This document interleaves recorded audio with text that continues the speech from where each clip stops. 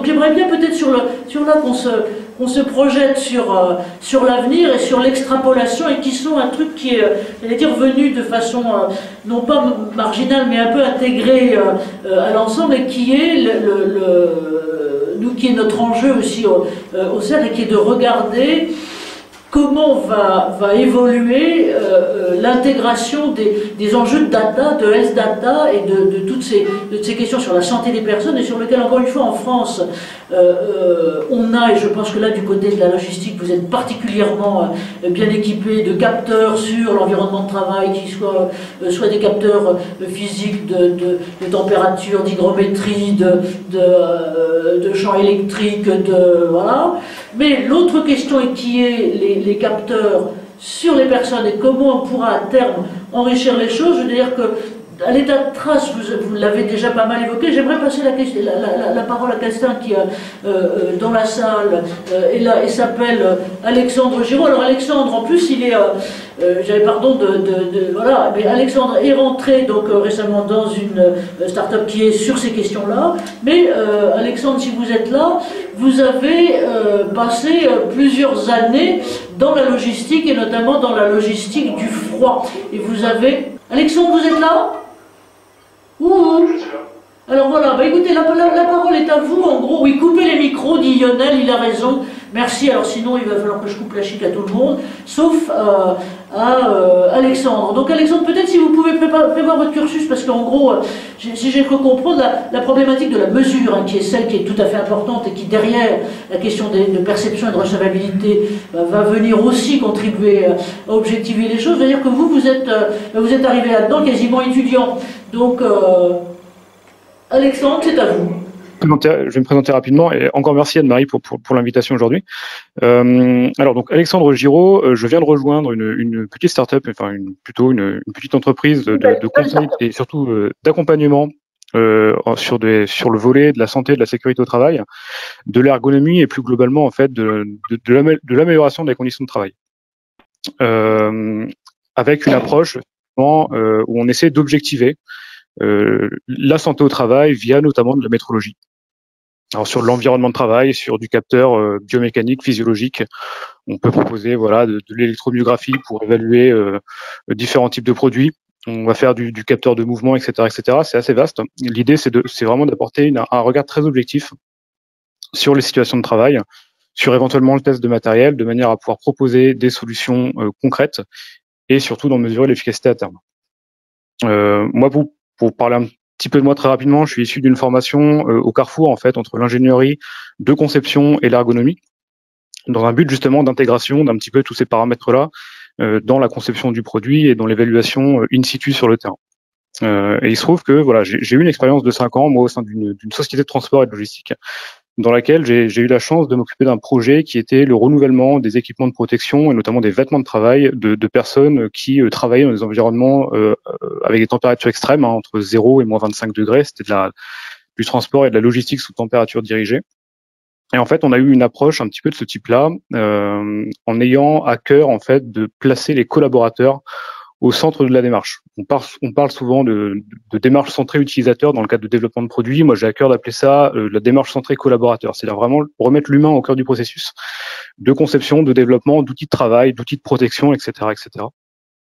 Et en fait, on a monté tout un projet en collaboration avec un fabricant de développement de vêtements de protection spécifiques aux activités réellement effectuées par nos collaborateurs dans les environnements de travail.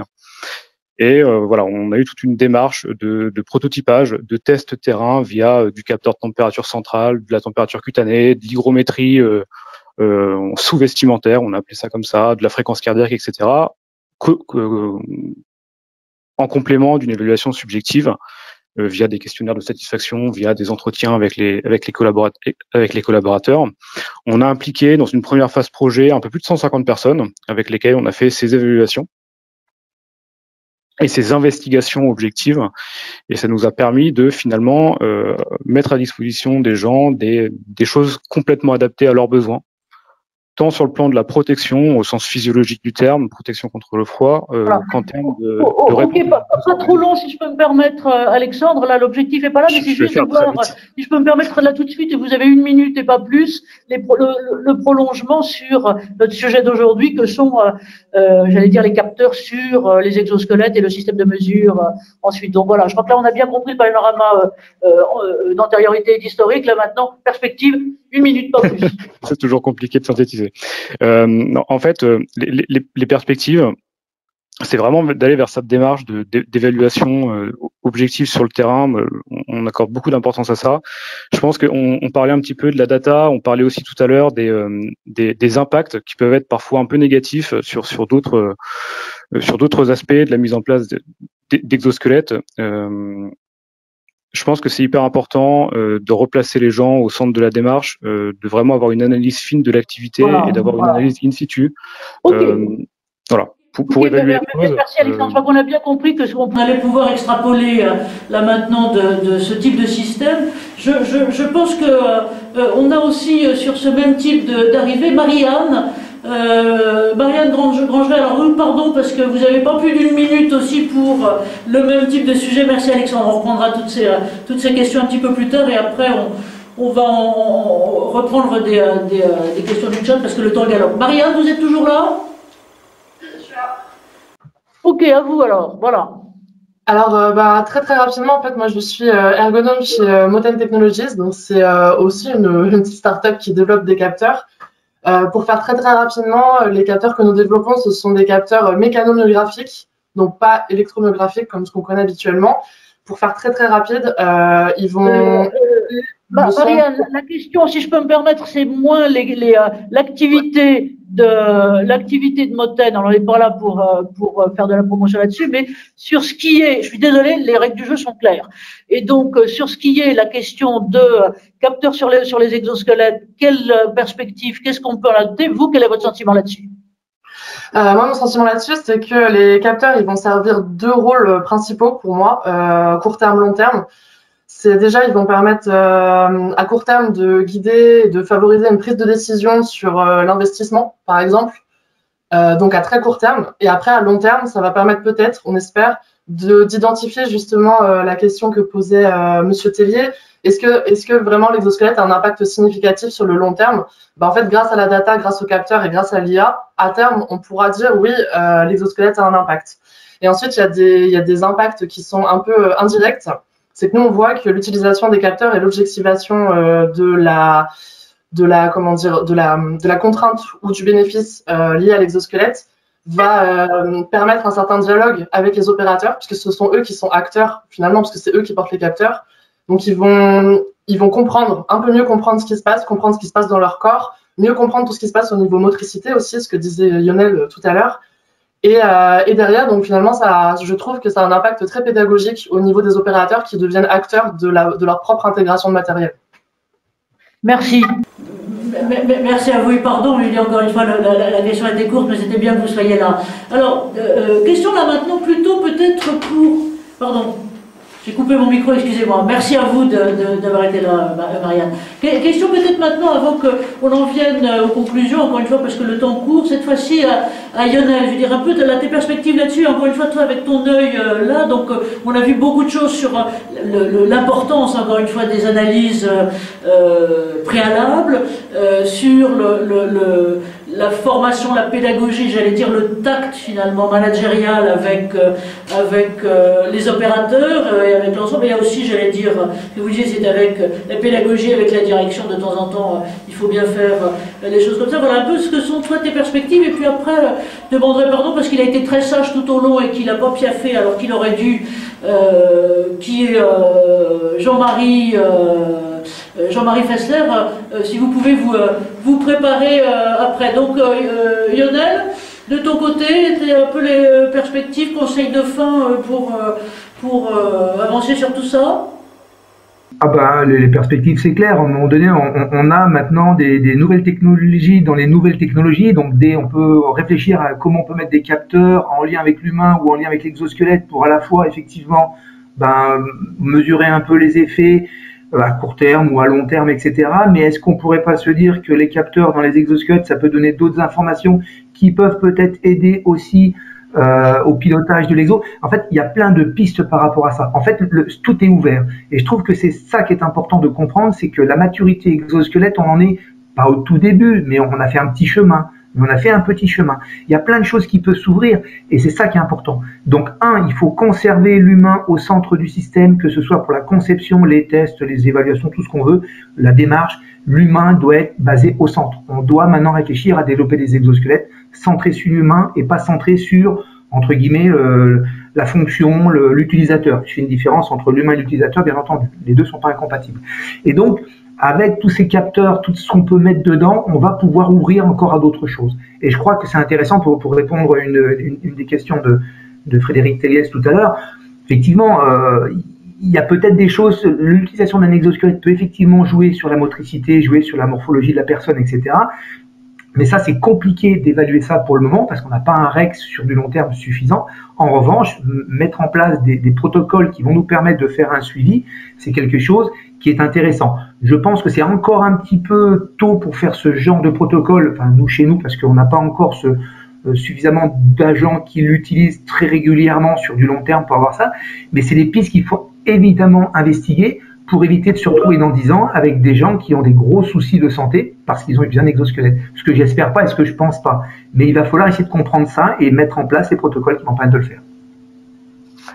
Merci à toi. Effectivement, on voit que non seulement du côté des équipements, mais surtout du côté de la démarche de l'ensemble, il y a une très grand effort de rationalisation qui se fait et qui se fait par l'intégration des données et des données de santé. Alors lui, nous c'est notre dada. Jean-Marie, si vous êtes toujours là, oui, pardonnez-moi parce que on s'était dit que vous alliez aussi intervenir. Juste pour situer Jean-Marie Fessler, mis à part d'être membre du Cercle d'entreprise de santé, il a été directeur d'hôpital et directeur d'un certain nombre d'établissements de services de soins. Mais en même temps, il est professeur de management de la santé à Stanford University. Donc, votre œil, Jean-Marie, là-dessus, si vous voulez bien, et si vous êtes toujours là. Oui, merci Anne-Marie. À vous. Bonjour à toutes et tous. Vous m'entendez là? Oui. Est-ce que le son passe? Bon, parfait. Donc bonjour et merci vraiment très chaleureusement aux intervenants de cette matinée au Cercle. J'ai 3 questions d'hospitaliers. Comment percevez-vous les uns et les autres le marché des grands hôpitaux qui sont à la fois des lieux où on s'esquinte la santé, je parle des soignants, et des lieux de grand empilement des technologies? C'est une première question. Seconde, selon vos expériences, quel est l'accueil des services techniques? Et puis troisième question, peut-être plus générale, qui dépasse largement le monde hospitalier, quelles sont les conditions de maintenance des exosquelettes? Merci en tout cas et merci de cette formidable matinée. Merci Jean-Marie, merci à vous. Alors, c'est intéressant de pouvoir avoir un regard externe, par exemple, sur un autre secteur. C'est l'une des raisons pour lesquelles, de temps en temps, nos UX forums sont justement mélangés avec des secteurs différents, parce que finalement, les utilisations s'enrichissent les unes des autres. Lionel, pour toi, et puis après Thomas, je veux dire, sur la question de comment vous voyez les choses, vous de l'extérieur, sur un secteur dont on espère que vous ne serez pas trop utilisateur, même si parmi les 12 millions qui passent chaque année, hélas, on a des chances d'avoir des gens de sa famille ou soi-même qui sont dedans. Lionel, à toi?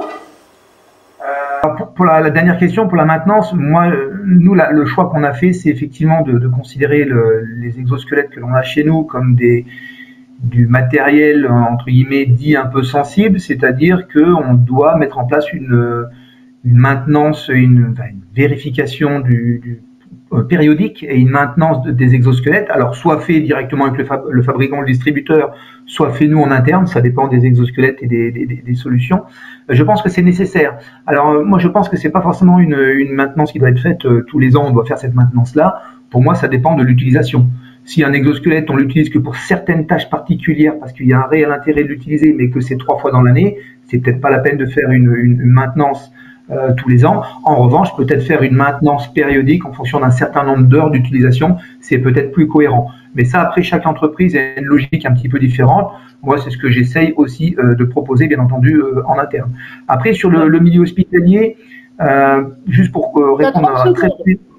Oui, je pense que c'est effectivement, ce sont des solutions qui vont pouvoir aider. Maintenant, toujours pareil, il faut vraiment l'intégrer dans une démarche. Et on sait que les hôpitaux, c'est un système qui est très lourd, etc. Ils ont l'habitude des nouveaux outils, des nouvelles technos. Il faut l'intégrer dedans, mais avec une spécificité, parce que pour moi, l'exosquelette n'est pas un outil et n'est pas un EPI. C'est quelque chose à part, donc il faut quelque part le considérer comme tel et mettre en marche la démarche associée. Merci.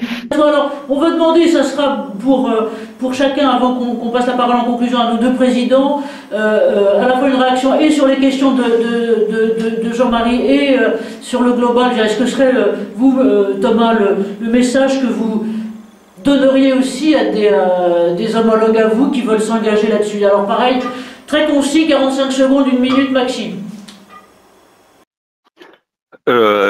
Merci. Le message, c'est que dans la vie, il faut essayer. Nos métiers sont faits, de la logistique sont faits d'essais permanents.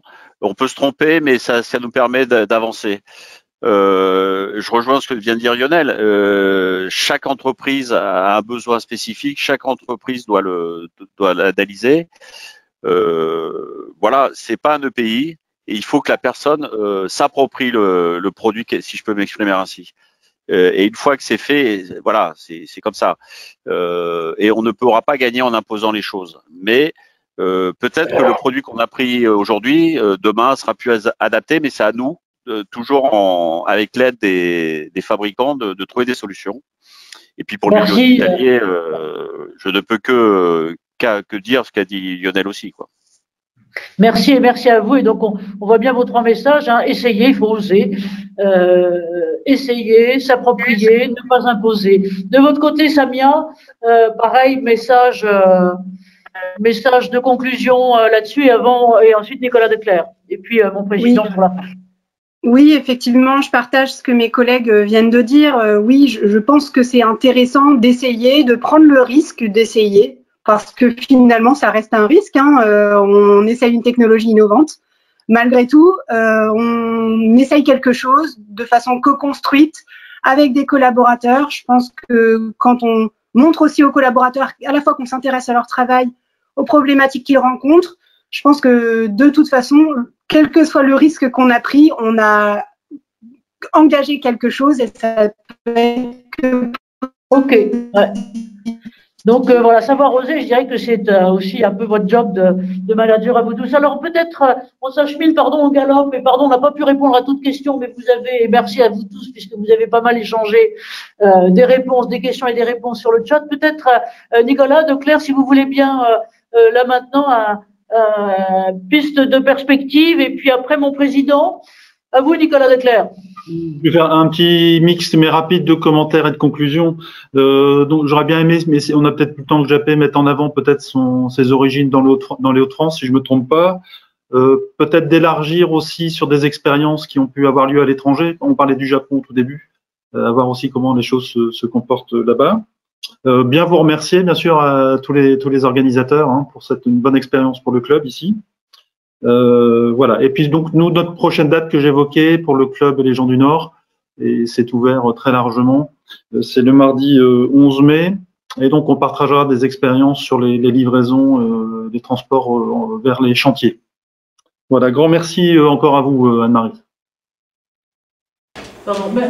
Merci à vous, et c'est vrai qu'on n'a pas assez célébré les vertus nordistes, parce que Samia est une quasi-nordiste, maintenant voilà, l'Oise est là, et puis merci aux nordistes, et puis alors on est tous un peu nordistes d'adoption, et je dois dire que mon président, à qui je vais passer la parole là maintenant, donc président du Cercle Entreprise et Santé, est aussi président du port de Dunkerque, et puis aussi d'établissements sidérurgiques. Donc Jacques, c'est à vous si vous voulez bien, et puis moi je reprendrai la parole pour vous donner les prochaines étapes, parce qu'il y en a tout bientôt. Donc, Jacques, président, à vous. Moi, je crois au développement de la logistique. et puis au développement aussi des exosquelettes. Mais je ressens ce développement des exosquelettes comme un contact entre la mécanique et l'humain. Alors je vais faire une analogie avec la pharmacie, c'est un contact entre la chimie et l'humain. Et dans ce contact, il faut forcément faire très attention aux effets secondaires. Alors c'est connu en matière de pharmacie, les affaires de vaccins sont bien renforcées. Et en matière d'exosquelette, beaucoup de nos questions, on n'a pas pu toutes les traiter, se préoccupent de la durée. Donc pour traiter un problème dans la durée où on touche à l'humain, il faut probablement conforter la réussite en regardant, donnant de l'attention aux effets secondaires qui ne conduisent pas du tout à l'élimination. Si je regardais les effets secondaires de tout ce que j'ai dans ma pharmacie, et je me peux laver là-dessus, je jetterais toute ma pharmacie. Or, la pharmacie doit se développer. De même, les exosquelettes, c'est une très belle solution qui doit se développer, mais avec une attention particulière à porter, puisqu'il y a de l'humain en jeu, sur ce que je me permets d'appeler les effets secondaires, et je les apporte comme un message de confort que l'on trouvera en se disant cet aspect-là a été bien étudié. Voilà, merci à vous tous et je crois en l'avenir de ces activités et merci au président Nicolas Declercq de s'être associé à notre activité d'aujourd'hui.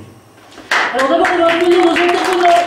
On les entend pas très bien, mais tous les intervenants et vous tous qui étiez là, merci. Donc, prochaines étapes. Lundi prochain, grâce à Jean Louchal qui va bosser tout le temps, ça va être le replay, donc séquencé sur notre site. On vous enverra le lien. Pour nous, alors pour les réunions internes, si jamais certains avaient envie de rejoindre le cercle, ça sera le 5 mai, cette fois-ci, en innovation sociale, pas en innovation technique, sur, vous savez, l'expérimentation géniale qui s'est mise en place de territoire zéro chômeur de longue durée, ça c'est réunion en petit comité, et puis, comme vous avez compris, notre obsession sur les data, sur les health data et sur les data de santé de travail, on va avoir à nouveau, donc on en avait eu en janvier déjà, on va avoir à nouveau, et cette fois-ci avec le parrainage, si on peut dire, du Health Data Hub, du CHU de Nantes, où il y a un type absolument génial, et puis de l'ESSEC IMEO, on va faire quelque chose sur l'IoT. Alors je ne suis pas bête, mais c'est sur l'industriel des objets, optique industrielle, dont on voit bien que ça va se porter, ça va se développer de façon tout à fait importante, et le guidage des data là-dedans. Donc les questions qu'on a un peu évoquées tout à l'heure avec vous tous, avec Anaïs, avec Benoît, avec vous, avec Alexandre, avec Marianne qui était là, on va les reprendre de façon approfondie et autres, et avec plein de nouvelles choses, notamment internationales. Merci à Nicolas Declercq de nous avoir rappelé ça. Encore une fois, entre parenthèses, le Japon, mais c'est toujours compliqué de monter les choses, qui va arriver, qui débarque, qui est en train d'arriver sur l'Europe, ce qui n'était pas le cas il y a 3 ans, moi, quand je les interviewais là-dessus. Donc voilà, un grand merci à vous tous. On va vous dire une bonne suite de semaines. On était vraiment très contents de vous avoir là. Merci au président Declercq, et puis donc à tout bientôt sur le site. Vous nous avez laissé vos coordonnées et on vous enverra les liens et aussi les prochaines invitations. On est très contents et on vous remercie moultement. À tout bientôt, et donc voilà, on va aussi copier le chat pour pouvoir l'avoir avec nous et pouvoir vous le redonner. Merci à chacun, merci Lionel, merci Samia, merci Thomas, Jean-Paul était venu avec Anaïs, Benoît, Frédéric et autres. Merci à vous, vous avez été excellents, et pardon de vous avoir un peu brutalisé sur les temps, mais on est obligé pour ça. Et merci à Anne-Marie qu'on applaudit. Merci à vous, ça va. Ouais. À tout bientôt. Ah oui, autres prochaines étapes, on va recommencer sur les exosquelettes à la rentrée, avec peut-être d'autres focales sur justement ce qu'est la maintenance, parce que là ça traverse aussi toutes activités, et puis une autre activité qui est aussi qui a besoin, c'est la construction bâtiment, construction BTP de ce côté-là. Voilà. Donc à tout bientôt, et encore une fois merci à vous tous.